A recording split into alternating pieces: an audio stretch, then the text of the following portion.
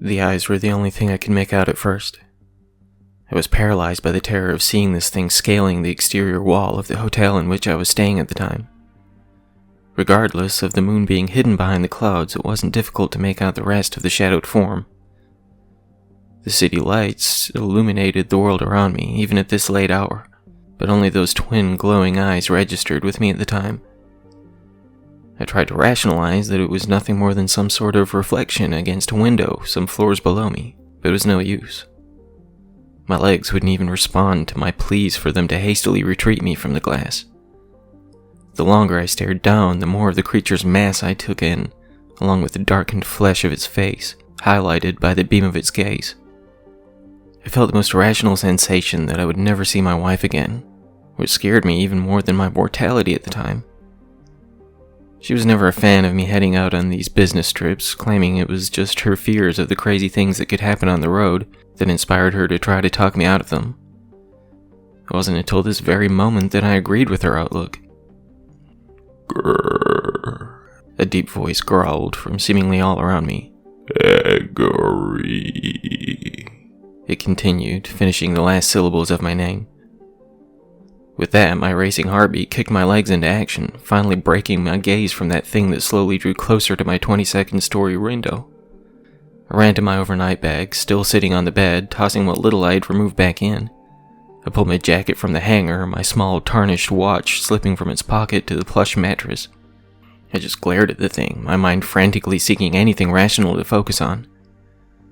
Snapping my head back to the situation at hand, I whipped it up, tucked it back in my pocket as I wrestled to put my jacket on, and raced for the door to my room, not looking back. That was until I heard the tapping, just as I wrapped the trembling fingers around the glossy brass knob protruding from my exit. With a little voice screaming at me from the back of my mind, begging me to throw open the door and get to the nearest elevator, I was unable to prevent my head from turning. Once again, politely requesting my attention. "Just go, you stupid asshole," the little voice demanded. "You can feel like a chicken shit all you want when you're miles away from here, but just... No, stop!" It shouted as my body followed the rotation of my neck while my fingers slipped from the doorknob. Although it had been making such a slow progression in its ascent, those pure white glowing eyes now glared at me through the window to the room in which the little voice was still begging me to escape from. Gregory. The words seemed to cascade against every wall around me, as the shadowed form beyond the glass tilted its head from one side to the other.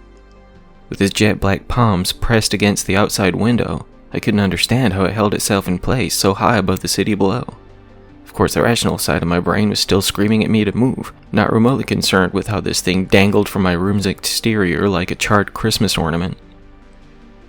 I felt my fingertips brush against the door, desperately seeking the knob they had let go of only moments before. A single finger of the thing echoed once more against the glass. My hand finally found what it sought, and when my chaotic mind and limbs finally got on the same page, I darted out of the room before the thing could growl the rest of my name. I almost tripped over my own feet with my rapid pulse and erratic thoughts taking a toll on my motor functions. I stumbled, pinballing from the wall I bumped into to one of the adjacent doors. I yelled out a winded apology to whoever may occupy the room my shoulder knocked on, almost inspired to laugh at myself had I not been so scared at the time.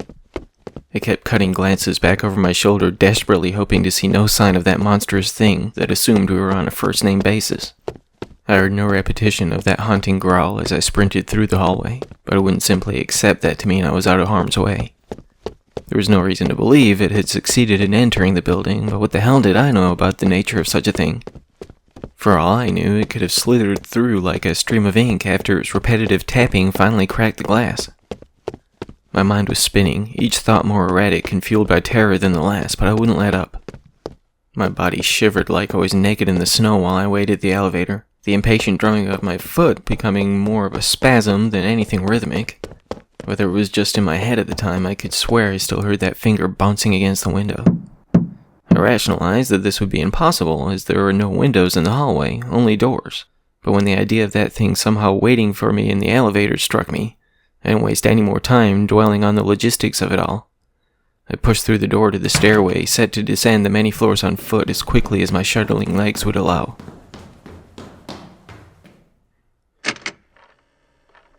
Mandy was dating my friend Nate when we first met, but I was attracted to her the second he introduced her. The fact that he was somewhat lukewarm on the whole thing bothered me more than I could express at the time. He'd only recently been through a messy divorce, claiming that this was nothing more than a fling to dip his toes back into the dating pool. The more time she spent with my small circle of friends, the more I envied and almost resented my friend. I was ashamed of this and wouldn't freely admit it to myself at the time. It's never a good thing to have a crush on a friend's girl, but his indifference to her even being there got under my skin. He was the one who invited her to tag along, but showed no interest in her even being there. She and I began to talk a lot during those times. Nate would mostly ignore her, focusing on her friends, so I took the opportunity to get to know her a little bit more. I had no intention of this leading to anything, but I didn't want her to feel pushed aside.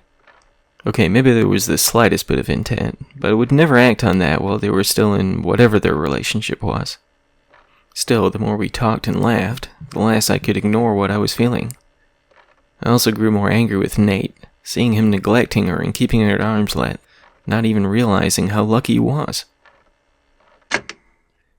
I don't even know how far I had traveled down the seemingly endless steps when the sound of a door slamming hard against a wall somewhere above me almost caused me to lose my footing and tumble down to the next landing. Gregory echoed through the stairwell, when rapid and heavy footfalls followed soon after my name was so hauntingly called out. I pushed through the first door I came to, not so much as looking back the way I came. I didn't pay the slightest bit of attention to what floor I was on, nor did I take the time to consider how it even got through the window. My only focus was on escaping this building before it became my tomb. As I continued to sprint down the vacant hallway, my sides and legs screaming in protest with every step, I breathed a heavy and trembling sigh of relief when the beeping of an elevator door opening met my ears. It was just up ahead, I was certain of it, but I had to make it before it closed. I hit the floor as I rounded the corner, sliding through the entrance like I was scoring a home run. The young couple, who thankfully cleared my path as I aggressively joined them in the elevator, appeared both shocked and amused by my swift entry.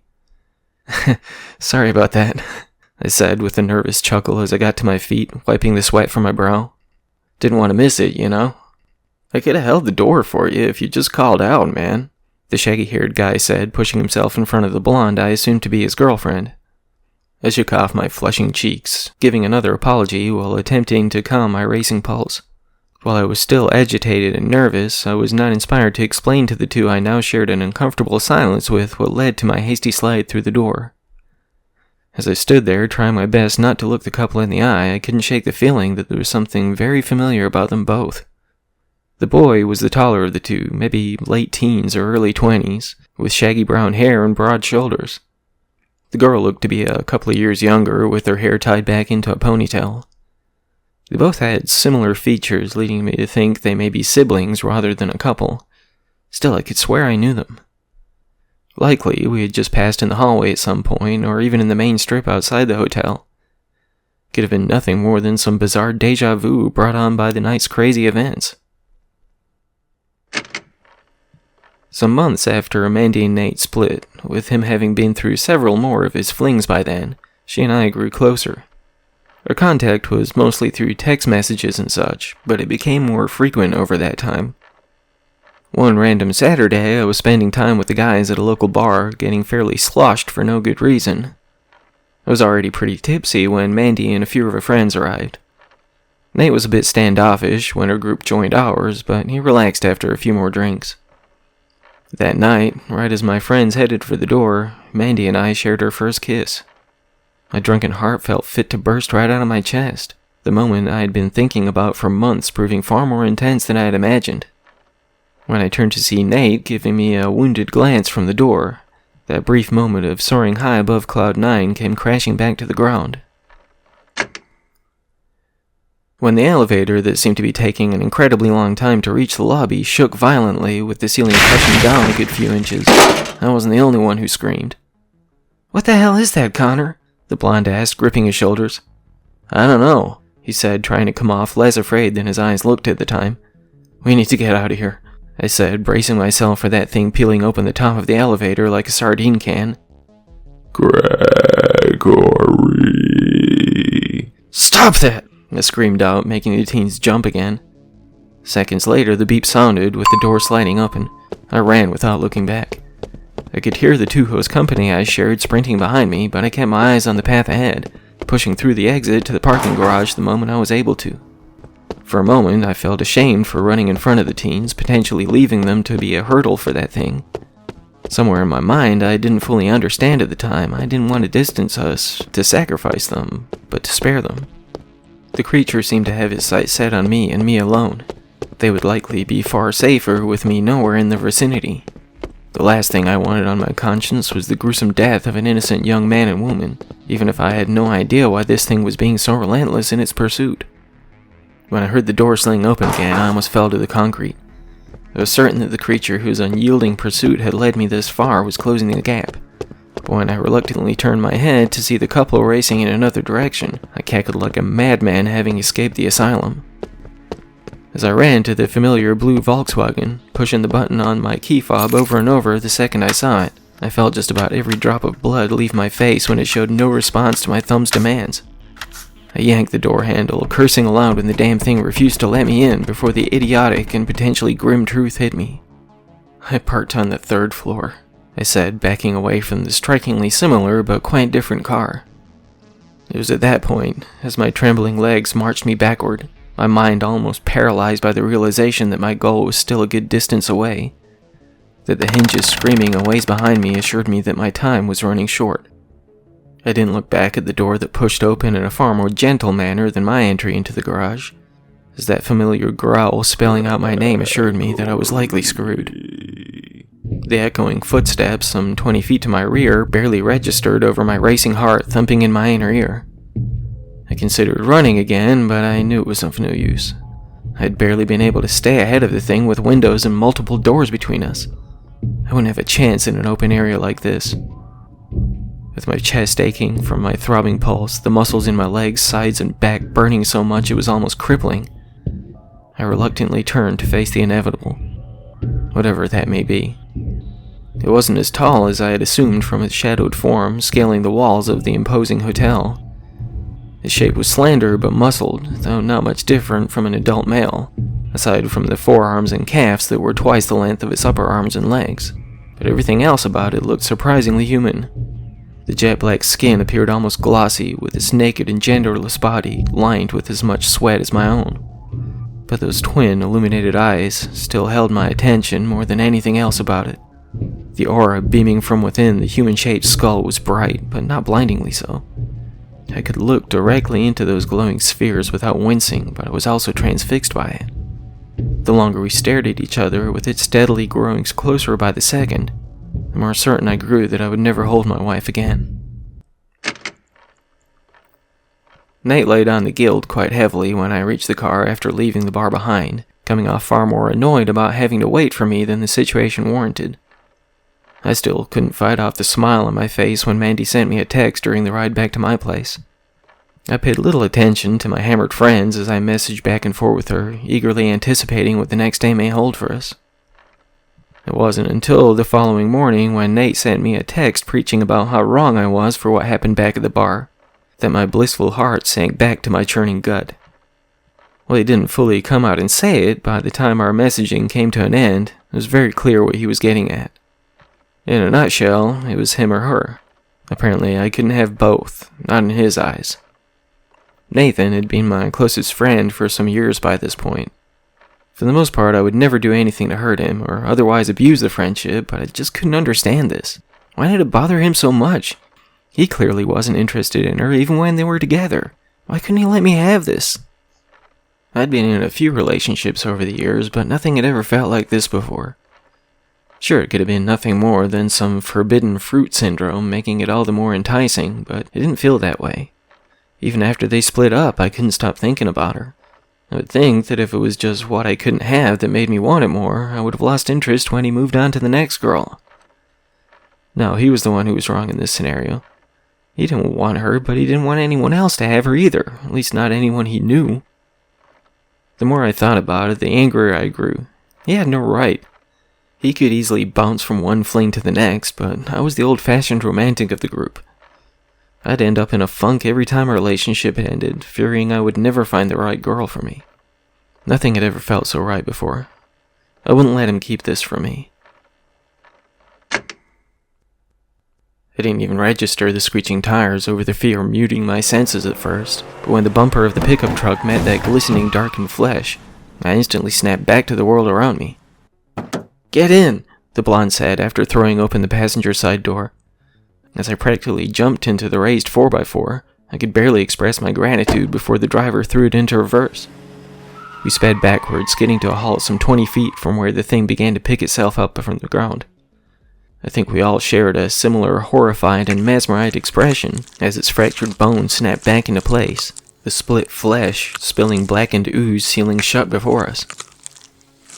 Without a word, the shaggy-haired kid shifted back into drive, pushing the pedal to the floor and ramming into the thing again. Before it could gather itself up for a second time, we sped in reverse once more, repeating that same process over and over, back and forth, until there was little more than a lumpy and jagged puddle of gore. We didn't speak much after the guy at the wheel asked me where my car was parked, nor when he dropped me off behind it. I thanked him again, feeling an overpowering sense of relief that we had all made it out of this unscathed. He just gave me a nod, the blonde smiling beside him, and they sped out of sight seconds later. I got into my car with my head soaring somewhere above, backed out, and followed the course the couple in the pickup truck had traveled. When I came up on the smeared puddle of blackened goo with the creature that spilled it to the concrete nowhere in sight, I felt my fingers begin to tremble again. I cut my eyes all around, wincing with every shadow in the darkness, certain that thing would leap down onto my head at any moment. Whether it had just fled the scene to fully let its body repair, or was still out there, I wasn't waiting around to find out. I swerved around the streaked ooze, continuing on my course to leave this damned hotel in the dust. When I finally crossed the exit, I let out a heavy sigh, hopeful that this nightmare was behind me. I pushed my pedal down the second I pulled out onto the road, praying to everything holy that I could distance myself enough to escape this thing completely. What that night still held in store for me, however, I could never have prepared myself for. Though I'd paid little attention to the time when I left my room in a hurry, it felt strange to be the lone driver on the normally busy roads of the city. This wasn't the first time I'd been out this way on one business trip or another, but I hadn't seen it like this before. Granted, I would normally be sound asleep by this point, most definitely not having fled the damn hotel I'd paid up front to stay in for the next few days. Still, something felt very wrong with my surroundings. The many bars and shops still illuminated the streets with their neon signs. The cars parked off to the side of the road looked like they may have only recently been driven. The billboards advertising one attraction or another still glared down at me, teasing my senses with curious adventures, but it all felt, flat? Lifeless even? I tried to call Mandy, more to hear her voice than anything. I just knew that if anything could calm my frantic mind, it would be her. When the phone just continued to ring, not even reaching her voicemail, I suddenly grew terrified I was not the only one being haunted by one of these creatures. It was irrational, I know.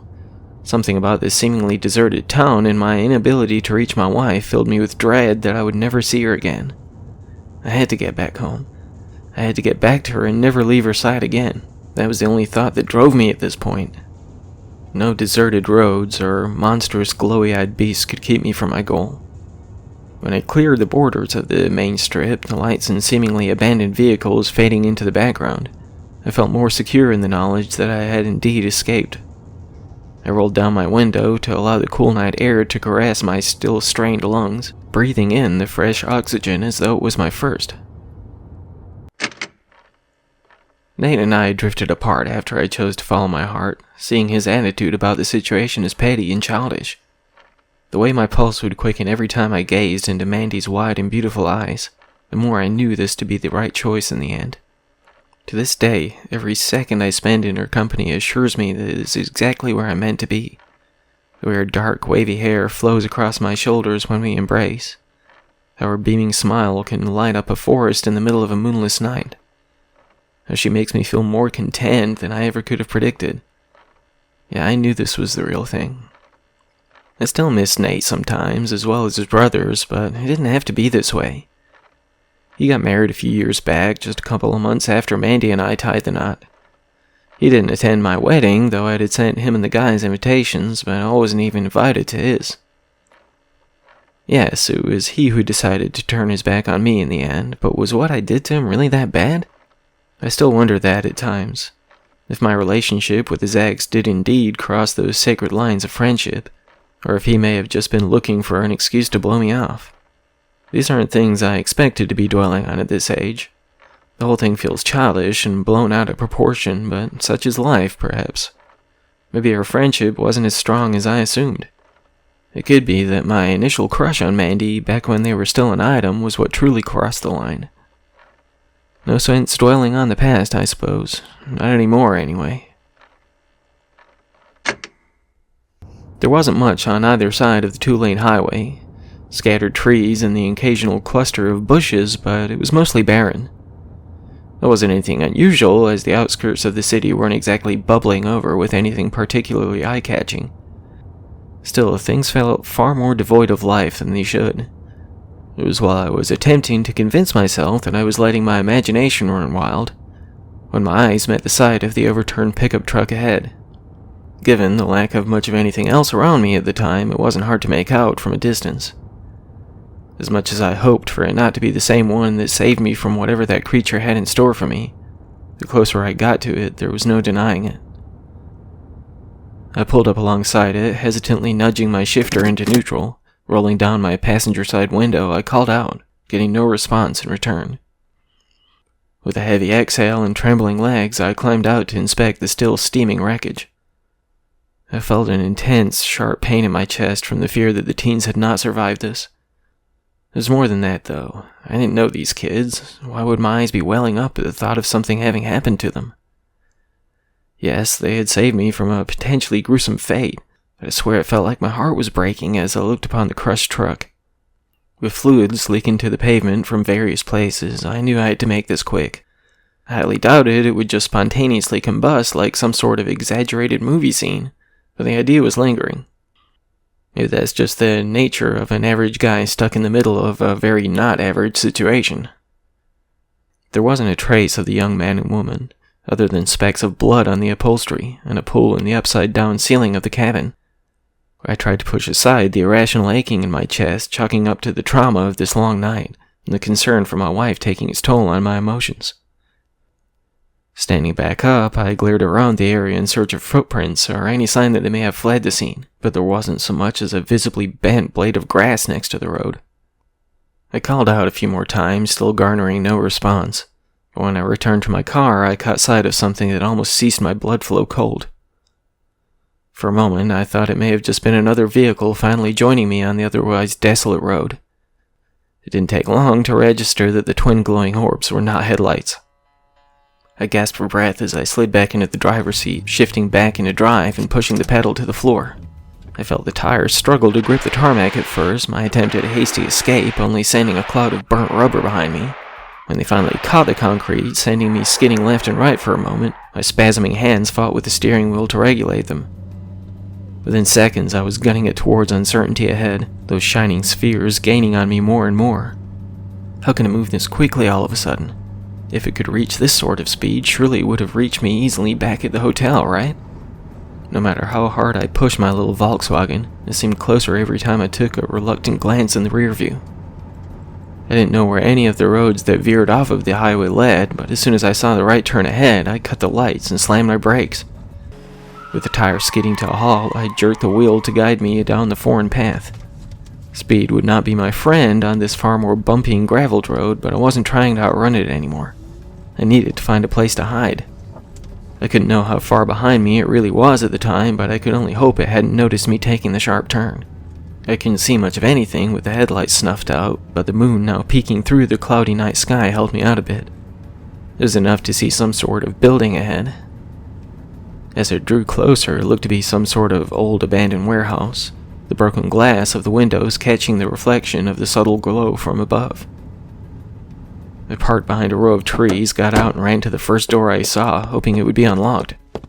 As my luck of these past few hours would have it, I couldn't get the damn thing to budge, but I felt my heart attempt to settle back down when I turned to see no pursuing lights. I wasn't about to take that as a sign I had succeeded in eluding the damn thing, so I continued looking for a way into the building. Every door I reached proved just as inaccessible as the last, but the shattered windows had no way of keeping me out. Most were higher than I could reach, but those of what looked to have once been the front office of the place shouldn't be hard to get through. It was smashed in just like the others. As I lifted myself in, distancing my mind as much as I could from the remaining shards biting into my palms, I played out the mental scenario of neighborhood kids tossing rocks into the old building.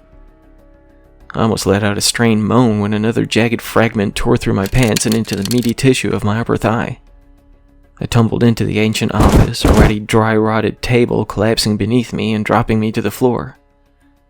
I stayed where I lay for a few minutes, trying to calm my erratic breathing while assessing how badly I was cut. Surprisingly, the gashes on my hands weren't too deep, but the one on my leg was leaking pretty good. As I sat there, glancing around in hopes of finding something not too filthy to wrap around my thigh, the sight of shadows being cast against the crumbling drywall caused the blood in my face to race down to my oozing wound. Gregory called out from somewhere in the distance, the voice sounding far off but unsettlingly close. It knew I was here. Somehow, no matter what I did or how fast I ran, it tracked me down again. Though I could feel my rapid pulse throbbing beneath the flesh of my wrists and in my ears, I fought to keep my breathing shallow. By this point, I had little doubt that I could escape the relentless thing that growled my name into the night, but I couldn't give in. As I sat there, contemplating my next move, wincing with every repetition of that haunting growl, I became aware of a new sound. While I wasn't entirely certain that the other soft footfalls somewhere outside didn't belong to the creature, they seemed to be far more controlled, more focused. Yes, my insistent stalker was most certainly driven by a goal, but it had proven far more hasty in its approach. When the next grumbled echo of my moniker seemed to come from somewhere to the left of the room I had slipped into, the other soft steps coming from behind the wall my back was pressed to, I could only hope my pursuer hadn't called in reinforcements. My trembling neck caused my back to spasm slightly as I hesitantly raised my head to peek through the shattered window. With my eyes having grown accustomed to the darkness surrounding me, I was able to make out the silhouette of the source of the other sound, something that quickened my already racing heartbeat. At first, the way he moved through the sporadic trees, hunched over and favoring his right side, I thought it was another one of those things. The more I allowed my gaze to focus on him, though, I could make out the shaggy hair brushing against the branches and leaves. With the haunting growl growing more distant by the second, I felt gripped by the desire, no, the need, to somehow help the teen who had saved me back at the hotel. I couldn't tell if the blonde was with him, but I had to try and help him, even if it would leave me exposed. As I made my way back out of that window, doing everything I could to both remain silent and prevent the shards from tearing into my flesh again, I kept my eyes fixed on the shadowed form in the trees. That growling voice continued to call my name, keeping me aware that it was hopefully not close enough to pounce on me. Mandy and I never had kids. I was approaching 40 now and wondering if I had potentially missed that opportunity to experience parenthood. We've talked about it, of course. It just never seemed like the right time. We wanted to have a family, but time just got away from us, I suppose. That never got in the way of our happiness, all things considered. We had our fights, like any healthy relationship, but life with my amazing wife had been nothing short of incredible. I can't say that I didn't regret not taking that big step towards fatherhood, but perhaps that may still be in the cards. The future is unpredictable after all.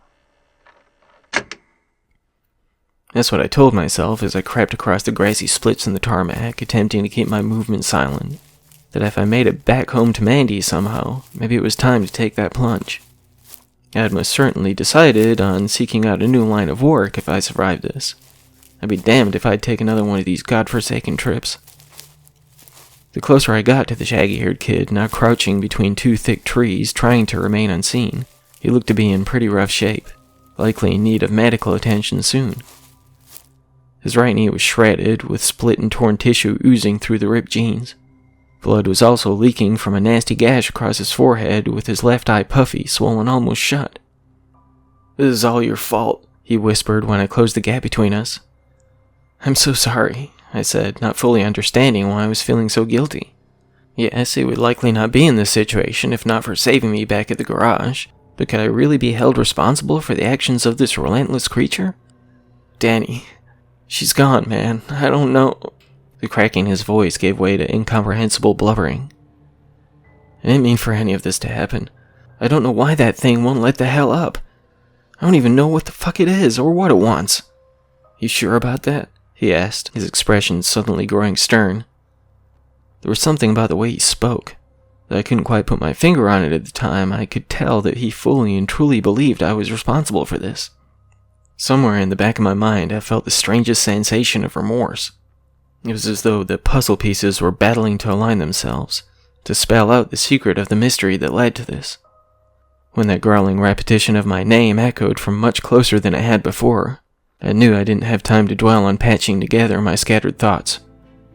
We need to move, I said, grasping the boy by the shoulders. I'm sorry about all of this, I truly am, but we need to get away from this thing. What about Danny? He asked coldly, gazing through my eyes and into my muddled brain. You just gonna let her fade away? Fade away? What does that even... Gregory... Run! I barked, pushing the shoulders I still held. He wouldn't move, he just stood there, staring me down like the nefarious villain at the end of the story. My name growled again, sounding as though it came from only feet behind me. I spun to see those vibrant white eyes glaring back into my own, while the creature just stood in place, heaving with heavy breath. Please, I begged, turning to face the shaggy-haired teen. We can still get away, we can't escape it, he said, his voice calm and hateful. We never could.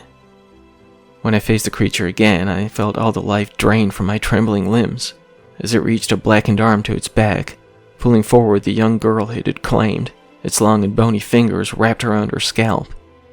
The truth of everything crashed to the surface of my mind.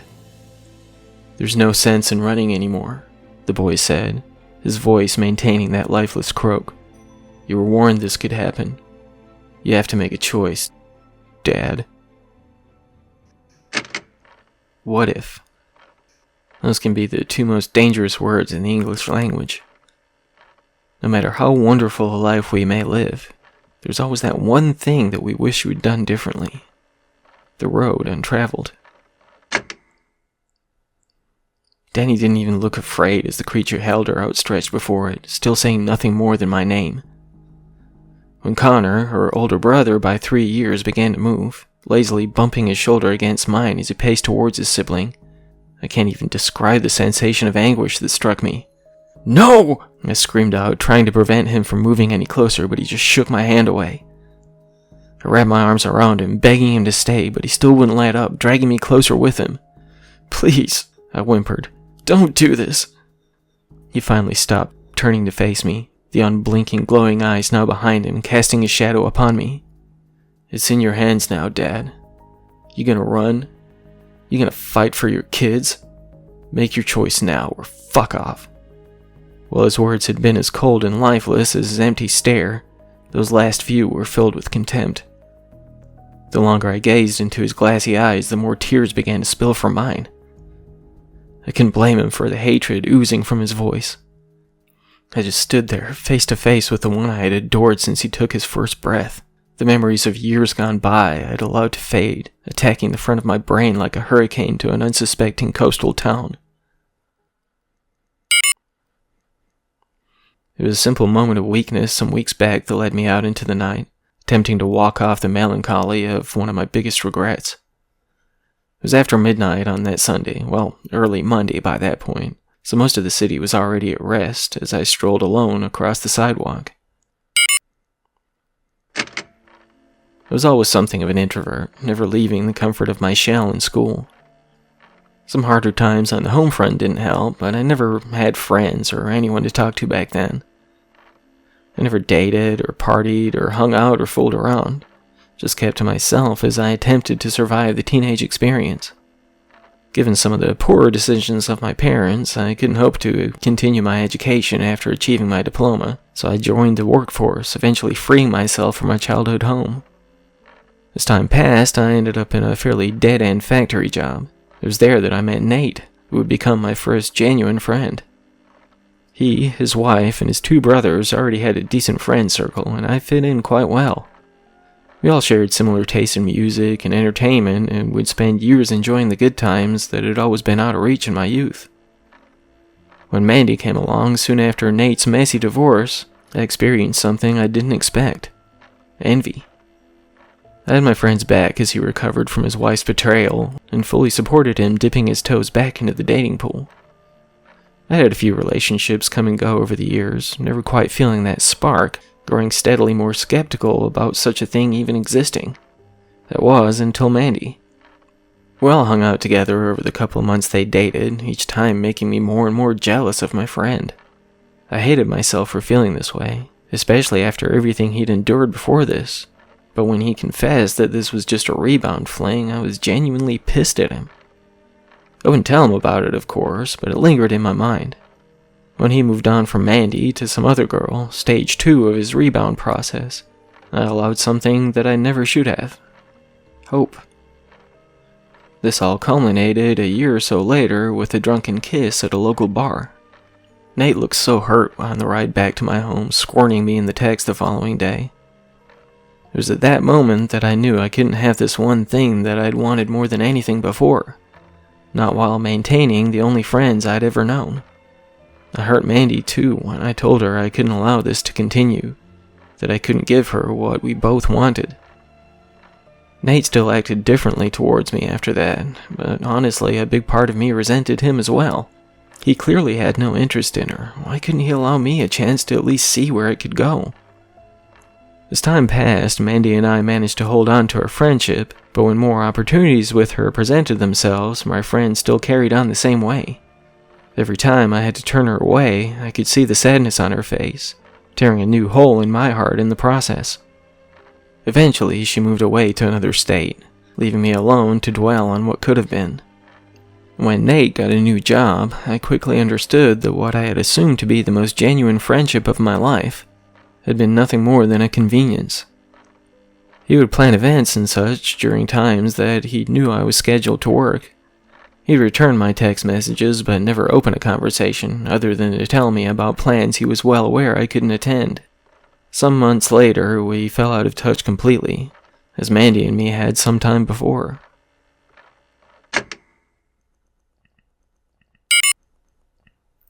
There was one shop right off the corner of the street I was walking that still had its lights on.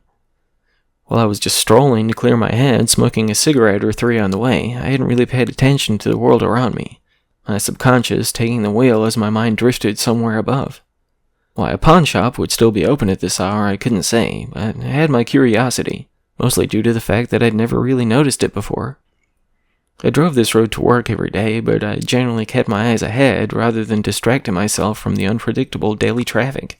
That was my rationalization as I stood in front of this small building with the "Yes, we're open" sign hanging in the window. That same curiosity guided me through the door, honestly quite surprised that it was indeed unlocked. I assumed that someone had simply forgotten to cut the lights and flip the sign, but I couldn't resist trying to enter, just to quench those lingering thoughts. Not to mention, I sought distractions, and a shop full of once treasured, used belongings could surely provide that much. "Hello there," a light and energetic voice said while I traced my eyes across a variety of slightly worn-down guitars. "And what brings you here at such a late hour?"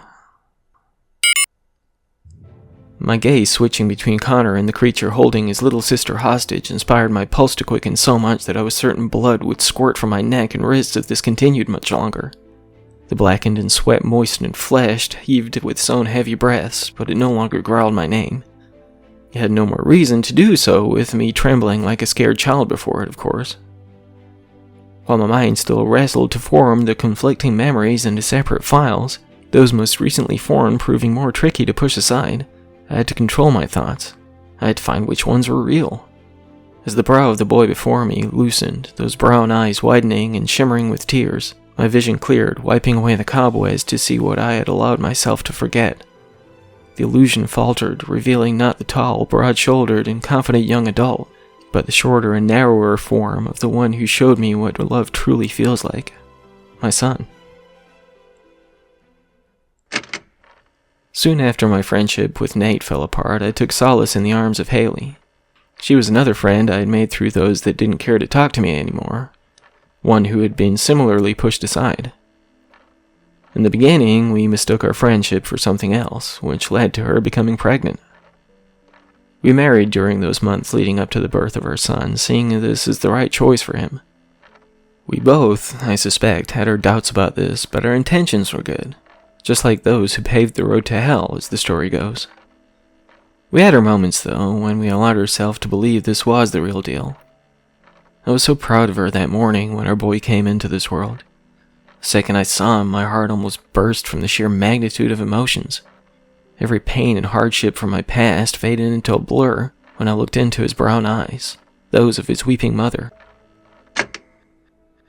"Oh my God, Connor," I said, tears spilling down my shirt as I threw my arms around my 13-year-old son. "I'm so sorry. I'm so very sorry. I didn't—" "It's okay, Dad," he said, gripping tightly to the back of my shirt, his voice quivering. After a moment, I released my grip, raising to face the glowing eyes with far more determination. "Let her go," I said. This was not a request. I could have been hearing things given the reverberation of my throbbing pulse against my eardrums, but I could swear it laughed at my demand. This only filled me with more drive than I was already building inside me. This would end now, even if I had to resign myself to whatever I had planned in place of the one he held hostage. Danielle, or Danny as she prefers to be called, was born a couple of years after Haley and I threw in the towel on our marriage. We both knew things were going south, so it wasn't exactly unexpected. It wasn't long after she remarried that we relocated our friendship, which grew even stronger than before. When she and Darren, her husband, brought their daughter into this world, we had already become a tight-knit, if somewhat unusual, family. We considered Connor to have two fathers, spending holidays and birthdays as a group, rather than forcing him to be pulled back and forth. The first time I laid eyes on Danny, I couldn't help but love her as much as her older brother. Both kids would be raised in the presence of two fathers, one who just happened to live somewhere else. Watching them grow taught me more about love than every single one of my many failed relationships. Still, no matter how content my life had grown, seeing the wonder of the world through those youthful and amazing eyes, somewhere deep inside I felt lonesome. With Connor 13 and Danny 10, part of me longed to find that elusive thing that I'd never succeeded in. A partner. Why I felt the urge that night to look up Mandy on Facebook, I can't say. It had been a rough day at work, inspiring me to knock back a few drinks when I got home, leaving me in something of a melancholy state. It took me a bit of time to track her down, as her surname was now that of her husband. Of course, I said to myself. I hadn't seen her in years by this point, so it wasn't exactly surprising to see that door having been finally shut and locked. That didn't help my mindset at the time, though. I slammed my laptop shut, snatched up my keys and cigarettes, and walked out into the brisk night air. So many scenarios of what could have been were darting in and out of my mind as I wandered aimlessly. I tried to fight them away, focusing on the two most amazing aspects of my otherwise tedious existence. This inner battle was still ongoing when I came upon the curious pawnshop. "Stay here," I said, looking deeply into the eyes of my son. "Whatever happens, you take Danny and get her as far away as you can." "But Dad—" "Connor," I said, laying a hand on his trembling shoulder, "the only thing that matters to me is that you and your sister are okay. I lost track of that for a moment, and I'm so sorry for that. But I swear I'll make this right." With that, he gave me a nod. He seemed to be struggling to form words at the time, but I knew what needed to be done. Well, I had a vague idea, but that was something at least. "Let her go," I said again, marching closer to the creature. "I'm not asking." That was definitely a laugh that time. It wouldn't distract me, though. Not from this. It would release her one way or another, no matter what it takes. If I was left in a mound of shattered bone and oozing fluids as we had left it back at the garage, so be it. This ends now, whatever the cost. "Abandoned," it growled. "No." "Yes, you abandoned them." "I forgot them," I said, a lump forming in my throat and a stab of guilt in my chest. "Mine now." "No. Never." They do not belong here. Neither do I said, my voice cracking as I charged towards the creature. Though my attempt to tackle the thing that still held Danny by the head only caused it to growl another mocking chuckle, it did slide back a little when I made contact. It wasn't much, but when I balled my fist, striking it against its side, the sensation of ribs crunching beneath my blows, it finally let go of its hostage. "Run, Danny!" I screamed as the hand that had been holding her met my face, landing me hard on the ground. Even when it picked me up by the shoulder as though I was just a weightless ragdoll, I breathed a sigh of relief when Connor followed my instructions, taking his sister by the hand and running off into the darkness. I laughed as the clawed fingers swiped across my chest, carving 4 ditches into my flesh. It hurt like a son of a bitch, but as long as its focus was on me, the kids at least had a chance. Another attack transformed the oozing gashes into a series of bloody X shapes, leaving my tattered shirt and ribbons beneath, spilling crimson to the ground. It released its grip, dropping me back to my jelly legs and feet that almost felt numb. I winced, coughing from the pain, but would not cease my mad laughter. The thing let out a shrill wail, rearing back in anger. With that brief moment of distraction, I dug the keys from my pocket, pushing them between my balled fingers. When its hand carved through the air towards me again, I jumped to the side, forcing my makeshift weapon into the same ribs I'd struck before. It howled another squeal as the keys passed through its flesh with a pop, sliding between the bones and squirting thick black blood as I pulled back. Again and again I thrust the keys into the meat, laughing more maniacally with every strike. The sticky fluid splashed in my face and across me, spilling into the pool of my own bodily juices at my feet. I can beat this bastard, I thought as it hunched over, screeching with every jab. It was that brief moment of confidence that allowed my guard to drop. I was so focused on my attack, I had completely neglected the fact that it did not need any improvised weaponry to harm me. Though the shredded tissue I had left in the wake of my assault had most definitely caused it a good deal of pain, its body, it would seem, was far less fragile than mine. Each of the 4 clawed fingers and lone thumb of its right hand passed through my skin like a red-hot soldering iron to a block of warm cheese. My insane cackles gave way to spluttering gags as they buried themselves into my side, piercing the organs within like a water balloon. Every ounce of strength I had left poured to the ground when the blackened arm pulled back, my legs giving out the second that nothing held me in place. I fell to the split concrete, the puddle in which I landed spreading wider from the gushing wounds. It didn't swoop in for another attack. There was no reason to. Given the lack of feeling below my waist, I had to assume that the sharpened talons had gone deep enough to tear into my spine. The agony screamed from the pulsing and gaping holes, assuring me that I had only lost contact with everything below them. That was something, at least. That didn't matter, of course, not anymore. I was beaten. Whether it tore me to shreds as I lay bleeding on the ground or just continued to watch over me, growling its satisfied moan, my fate was sealed. I weakly laughed as that thought struck me, as it was that wish to change my fate in the first place that led me to this. Had I not been inspired to enter that godforsaken pawn shop, my life would have continued on its chosen path. Sure, I would have been a bit down for a few days, dwelling on the things that could have been, but wait. As I rolled over, turning my back to the beast that still heaved with its strained chuckles, I tucked my hand into my blood-soaked jacket, feeling the lump in the pocket within. It was still there. Of course it was. This is what got me into this mess in the first place. I pushed up from the concrete, falling to my back again, the familiar item gripped between my fingers. Even with the muffled coughs, gagging thick blood from my ruined organs, breaching my throat, I allowed a smile to reach across my lips. "And what brings you in here at such a late hour?" the light and carefree voice asked. I turned to see the friendly face of the surprisingly well-dressed man. He was taller than me, but not by a lot. Thin, but not exactly skinny. His long, pale face wore an enthusiastic smile beneath a thick mustache curled upward on each side. His thick black and gray speckled hair matched his upper lip and stubbled chin, but his dark eyes looked to have seen a lot over his life. The navy blue suit he wore looked neatly pressed, forming barely a wrinkle as he held his slender hand out to shake mine.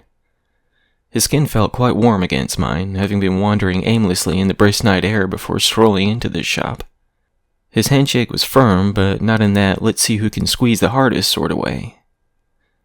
There was something about the guy that made me feel comfortable in his presence, regardless of my normal, more introverted ways, leaving me skittish around even people I knew well. Being at such immediate ease with the guy, I laid out every single detail of what led me out at this late hour, as he asked. I was almost dumbfounded at my sharing so much with a man I'd never met, leaving me somewhat puzzled by my actions. He just studied me, twirling the right curl of his upturned mustache between his fingers. Regret can be hard to live with, he said, nodding his head while gazing deeply into my eyes. But what if you could, well, turn back the clock a little, so to speak? Are you serious? I said, glancing around the small shop in search of cameras.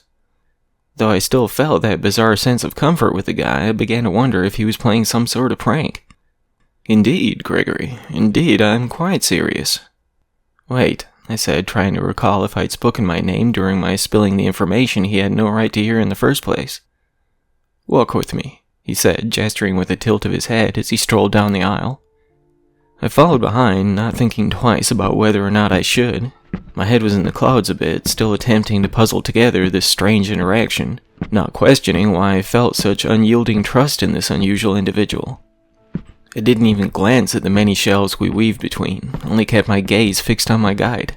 When he stopped in front of a relatively plain-looking wooden cabinet, pulling a key from his pocket, I was still almost mesmerized by the guy. He unlocked the door, gently pulling it open to reveal a variety of ancient-looking trinkets.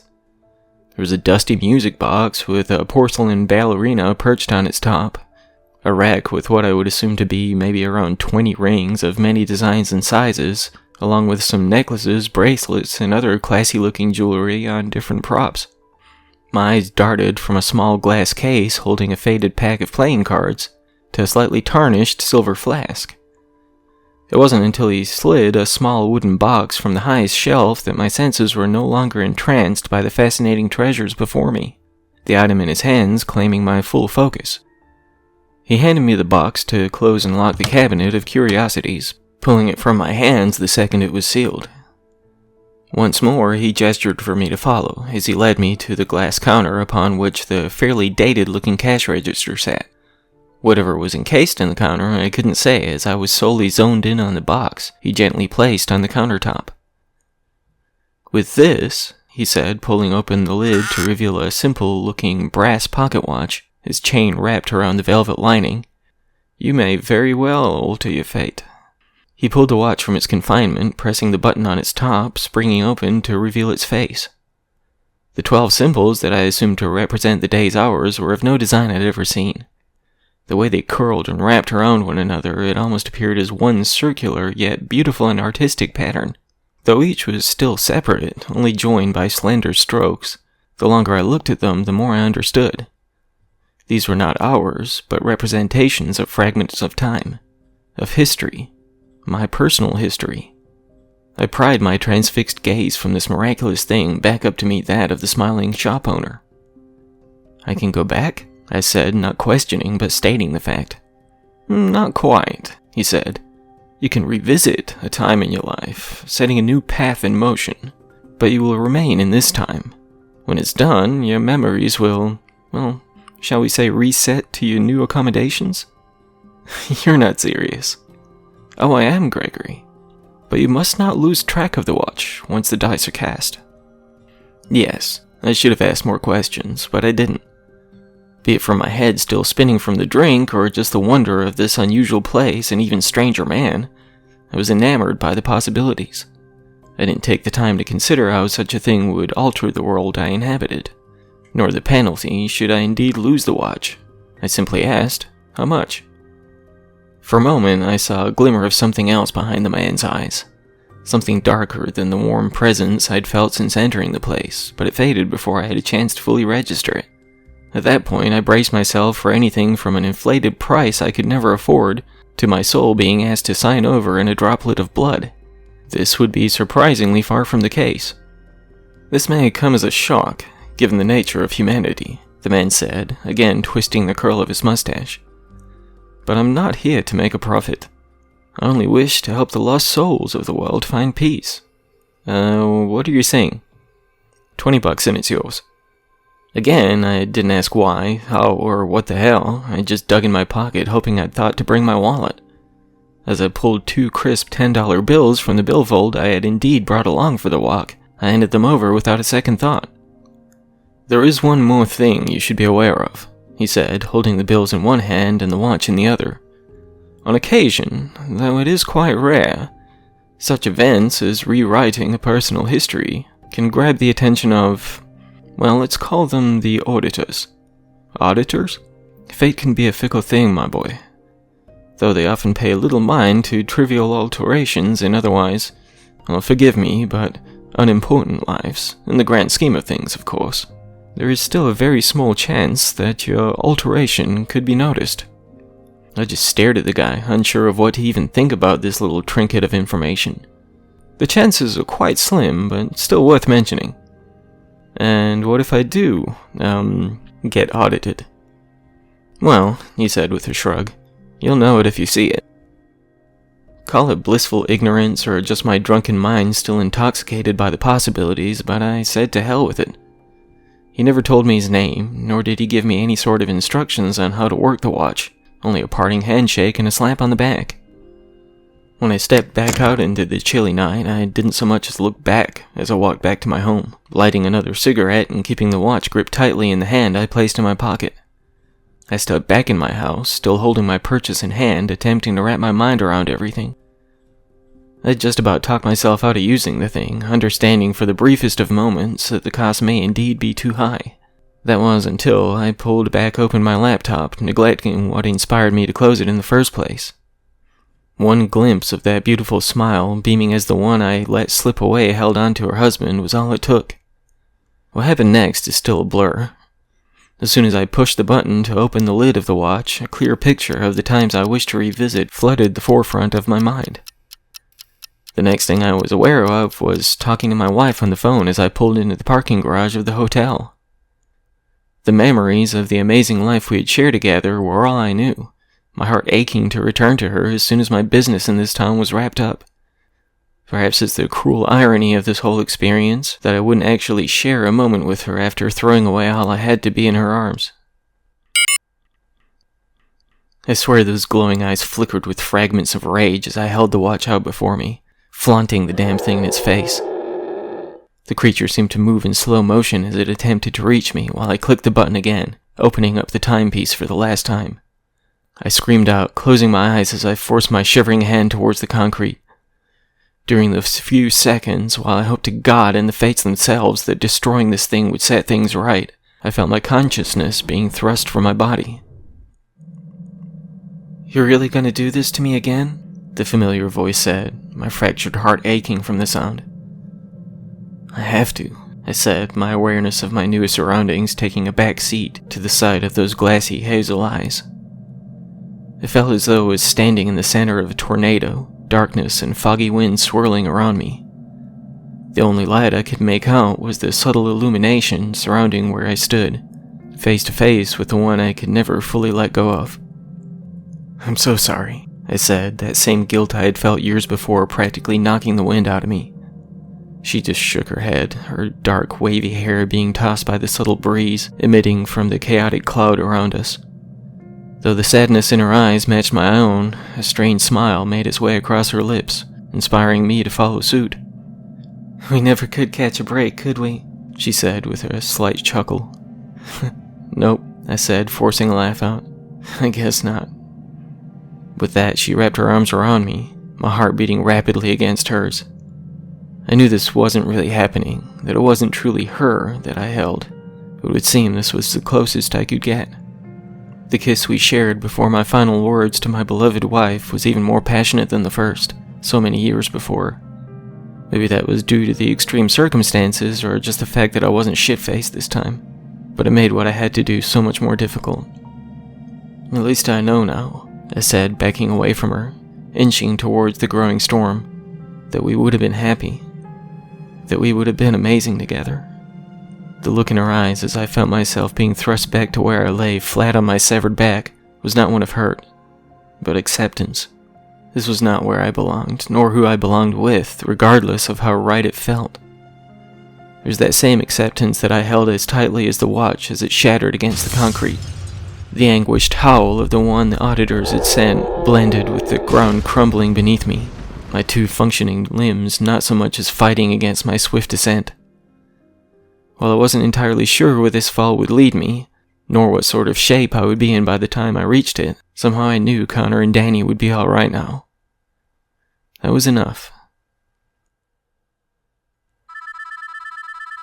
When the ringing phone pulled me from my sleep, I was momentarily completely lost. It would be that way sometimes, especially if I was immersed in a dream when I awakened. I groggily reached over to retrieve my phone from the nightstand, creaking out, "Hello?" "Dad!" my son said, snapping my muted senses back to the real world. "Connor, what is it? Are you okay?" He rarely called me. We were very similar, my kid and me, always better on text than actually talking on the phone. "I met a girl, Dad. I think she likes me too. Her name's Sarah, and she's got like pink hair. And she likes anime and gaming. You gotta meet her. She's gonna come over this weekend. You busy? I think you'll..." "Ho, calm down, kiddo," I said, laughing at his infectious excitement. We talked for a little while, him telling me all about the new girl at school and how they hit it off right away. I know all too well how hard it is for us shy and quiet guys to form relationships, so I was just as stoked for him. After we hung up, I was still chuckling at his giddiness, sighing at the idea of him being at that age already. Oh yes, so many new and exciting things ahead for him, but also heartache and loss. That thought almost sent my mind back into a bit of a funk, but I pushed it aside, hopeful that he may be one of the lucky few not to have to endure those aspects of growing up. By the time I got in the shower, I'd just about forgotten about what I assumed to be a vivid, bizarre, and haunting dream. It wasn't until my fingers drifted across my side as I lathered myself down that every single aspect of my life in the other place crashed into my brain like a tornado, spinning around 2 star-crossed lovers. I almost tripped getting out of the shower, pulling the towel from the rack to wipe the fog off the mirror. The sight, more than the feel of the 5 round scars, arranged in the shape of taloned fingers, dropped me to my knees, gasping for breath. Though life got back to normal after that, something I was far more satisfied than I was not too long ago, I still hold on to the memories of the other life I lived. I get tripped up from time to time, my alternate recollections conflicting with those I earned the proper way. In some ways, knowing how wonderful things could have been had I made different choices back then has helped me more than I would have thought. Yeah, I have those days where I ache to be back in the arms of the wife I never had, but what I felt, what I still feel for her, doesn't compare to what I feel for my kids. It's different, of course, but I know I can live without her, if that makes sense. Without them, well, I don't even want to imagine that, even if I did willingly let them go in a moment of weakness. Those 2 kids, regardless of anything else I've endured in my life, are truly my light in the darkness. I carry the burden of the guilt of essentially trading them in for a different outcome. I'm ashamed of the decision I made that night, though I know it's not exactly as simple as that. Not really. Yeah, maybe I'm just rationalizing what I very nearly gave up. Ease those thoughts that keep me awake at nights on occasion. In many ways, though, I do believe this experience was a much-needed wake-up call. While part of me may still long for what could have been, I wouldn't be so quick to throw away what I have again. What I almost lost. Regret? Yeah, it can be hard to live with, but when faced with the alternative to those decisions we question sometimes, maybe it's not all as cut and dry as it seems. No matter how wonderfully things could have gone, had we taken that left instead of a right, we may very well lose a piece of ourselves we may have not realized we couldn't live without. The pawn shop I stumbled across that night no longer sits on that street corner. The building is still there. It's not like it just mysteriously blinked from existence or anything, but it is quite strange. In all honesty, I didn't even pay attention to it for weeks after that night, nor before it for that matter. Yeah, maybe it just closed up and moved on the normal way. For all I know, with how out of it I was when I walked in, there could have been going out of business signs plastered all over the windows. That would explain why I got such a good deal on the watch. Yeah, I don't believe it either, but it's something, right? I can't say whether or not the unusual man who owned that curious little shop had as pure intentions as he claimed, but in the end, he did help me. It could be that he knew exactly how things would play out in the end, that I would find my way back home, where I belong. Who knows? With that in mind, would I recommend taking the chance? Should you come across this mysterious shop, perhaps on a late-night stroll with your head in the clouds? Yeah, I think I just might. There were still plenty of interesting knickknacks in his cabinet of curiosities, after all. Maybe one of them could send you on a new and invigorating, life-altering journey. Be careful, though. Should you take the chance, while it's rare, according to rumor, the auditors may notice any subtle changes you make. I'm not saying you'll run into anything like that, of course. I mean, what are the odds, right?